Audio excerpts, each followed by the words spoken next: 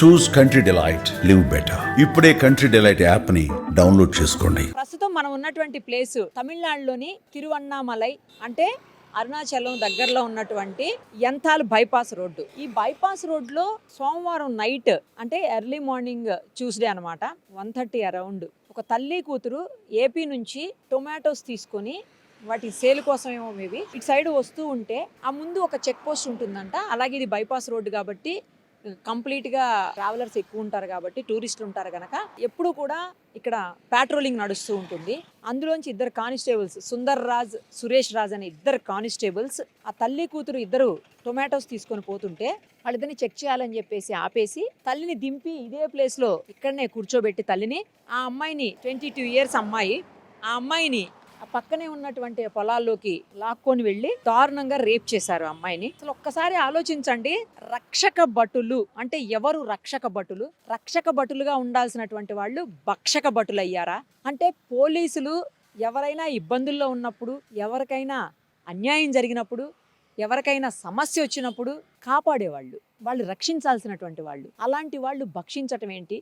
అలాంటి వాళ్ళు ఒక యువతిని అత్యంత దారుణంగా అన్యాయంగా ఇలా అత్యాచారం చేయటం ఏంటి? ఇంతకంటే ఘోరం ఎక్కడన్నా ఉంటుందా అసలు? అయితే ఆ తల్లి అక్కడ కూర్చుని ఏడుస్తూ ఉంటే చూసినటువంటి చుట్టుపక్కల గ్రామస్తులు అలాగే ఇక్కడ పోతున్నటువంటి కొంతమంది ఏం జరిగిందని అడిగి ఆమెని ఇమీడియట్గా పోలీస్ స్టేషన్కి తీసుకొని వెళ్ళి అక్కడ పోలీసులు కంప్లైంట్ ఇస్తే సంబంధిత ఎస్పీ గారు ఇమ్మీడియట్గా రెస్పాండ్ అయ్యి ఇద్దరు కానిస్టేబుల్స్ని సస్పెండ్ చేసి ఆ తర్వాత అరెస్ట్ చేశారు వాళ్ళిద్దరిని. ఆ అమ్మాయిని హాస్పిటల్కి పంపించారు. కానీ ఎంత ఘోరం అంటే అసలు ఎవరన్నా చేశారు ఏదన్నా అయింది అంటే ఓకే, కొంతవరకు మనం కూడా ఇంకా క్రిమినల్స్ చేసే పనేలే ఇది, ఇలాంటివి జరుగుతూనే ఉంటాయి అని చెప్పేసి అనుకుంటుంటారు. వాళ్ళని చెకింగ్ పేరుతో ఆపడం, ఆపింది కాకుండా తల్లినేమో దింపి ఆ అమ్మాయిని తీసుకెళ్ళి అలా చేయటం. పోలీసులు ఏంటి వాళ్ళ పని అసలు? వాళ్ళ డ్యూటీ ఏంటి? నేను అందరినీ అనట్లేను, ఎవరైతే ఇంత ఘోరానికి దారుణానికి పాల్పడ్డారో అలాంటి వాళ్ళ గురించి పర్టికులర్గా మాట్లాడుతున్నాను. పోలీసుల దగ్గర కూడా రక్షణ లేకపోతే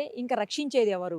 అందరినీ కాపాడాల్సినటువంటి వాళ్లే ఇంత దారుణానికి ఒడిగడితే అసలు బయటికి ఎలా వస్తారు? అంటే వాళ్ళు ఏదో జీవనోపాధి కోసం బయటకు వచ్చినటువంటి వాళ్ళు, ఏపీకి సంబంధించినటువంటి వాళ్ళు, పోలీసులు వచ్చేసి తమిళనాడు వాళ్ళు అనమాట. ఇంకా వేరే స్టేట్ నుంచి రావాలన్నా భయపడతారు, ఏదన్నా చెయ్యాలన్నా భయపడతారు, ఎక్కడికన్నా వెళ్ళాలన్నా భయపడతారు. ఏంటి దారుణం, ఏంటి ఘోరం? అసలు కఠినమైన శిక్షలు ఇమ్మీడియట్గా పడాల్సినటువంటి అవసరం ఉంది ఇలాంటి వాళ్ళ మీద.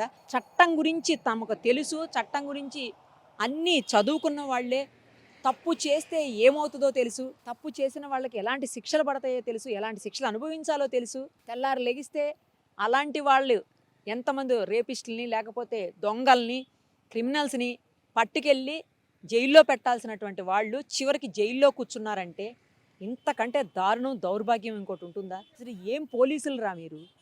నేను మీ ఇద్దరినే అంటున్నాను, ఏం పోలీసులు రా? అసలు మీరు మనుషులా? వాళ్ళ పని మీద వాళ్ళు పోతున్న వాళ్ళని ఆపింది కాకుండా అనుమానం పేరుతో ఆపి కావాలని ఆపారనమాట. అనుమానం పేరుతో ఆపింది కాకుండా తల్లిని అక్కడ పడేసి కూతురుని తీసుకెళ్ళి ఆమెని మాట్లాడామంటే చంపేస్తామని చెప్పి బెదిరించారంట. మీరు క్రిమినల్సా లేకపోతే పోలీసులా? మీలాంటి వాళ్ళని ఏం చేయాలి? చాలా ఆలస్యంగా వెలుగులోకి వచ్చింది, ఒక రోజు 2 రోజులు లేటుగా వచ్చింది వెలుగులోకి. నిజానికి ఇలాంటి వాళ్ళ మీద మాత్రం కఠినమైనటువంటి చర్యలు తీసుకోవాలి. అర్ధరాత్రి పూట ఆడవాళ్ళు బయటకు వస్తేనే స్వతంత్రం అని గాంధీజీ గారు అన్నారు కానీ అప్పట్లో, కానీ వాళ్ళు జీవనోపాధి కోసం వాళ్ళేం అర్ధరాత్రి బయటికి రాలేదు. వాళ్ళ పని మీద వాళ్ళు ఆటోలో పోతున్నటువంటి వాళ్ళని ఆపి, మరి ఆటో డ్రైవర్ ఏమయ్యాడో అది తెలియట్లేదు. లేకపోతే అతన్ని కూడా బెదిరించి ఆమెను ఇక్కడ కూర్చోబెట్టి అమ్మాయిని తీసుకొని లోపలికి పోతూ వాడిని బెదిరించి పంపించేశారేమో ఆటో డ్రైవర్ని. మరి పోలీసులు కాబట్టి వాళ్ళు కూడా వెళ్ళిపోయి ఉంటాడు ఆటో డ్రైవరు. సో సంబంధిత అధికారులు కఠినమైనటువంటి చర్యలు ఇమ్మీడియట్గా తీసుకుంటేనే ఇంకొకసారి ఇలాంటి ఘటనలు జరగకుండా ఉంటాయి. అయితే ఈ చుట్టుపక్కల ఉండేటువంటి స్థానికులే కాపాడారని చెప్పాను కదా. ఈ దగ్గరలో ఉన్నటువంటి ఒక వ్యక్తి ఉన్నారు, కాకపోతే తెలుగు కాదు. ఒకసారి మనం அத்தன்తో மாట్లాடது ఏం జరిగిందో. 30ஆம் தேதி நைட்டு 1 மணிக்கு 2 பெண்களும் ஒருத்தர் வாய்த்தாரி ஏற்றின்னு வந்தவரும் வந்து பைபாஸில் வந்துருக்குறாங்க. அங்கே 2 போலீஸ்காரும் மடக்கி நிறுத்தி வாய்த்தார வண்டிக்கார ஏன்டா லேடிஸ் சீட்னு வந்த, லேடிஸ் சீட்னு வந்து தப்பு என்னடா கையா அப்படின்னு சொல்லிட்டு நீ இப்படியே போட, அந்த வழியில் உனக்கு இந்த வழியில் போடான்னு சொல்லி வேற ஒரு வழியை பைபாஸே அனுப்பிச்சிட்டாங்க. ஏந்தல் பைபாஸ் அவங்கள வழியில் அனுப்பிச்சி விட்டுட்டு இவங்க மட்டும் ரெடியாக என்ன பண்ணிட்டாங்க, அந்த அம்மாவை கூப்பிட்டுக்கின்னு ஆளுக்கு ஒரு பைக்கில் கூப்பிட்டுக்கின்னு நேராக வந்து இந்த இடத்துக்கு வந்துட்டாங்க. அங்கேருந்து 2 கிலோமீட்டர் நேராக அங்கே வந்து அந்த அம்மாவை அந்த அந்த அம்மாவை வந்து அடித்து பள்ளத்தில் தள்ளிட்டு அந்த பாப்பாவை மட்டும் எட்டுமே வச்சு அர்ப்பணிச்சிட்டாங்க.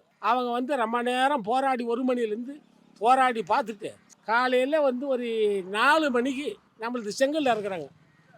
அவங்களாண்டு வந்து சொல்லி அழுதாங்க. செங்கல் இருக்கிற இடத்துல வந்து சொல்லி அழுவேன்.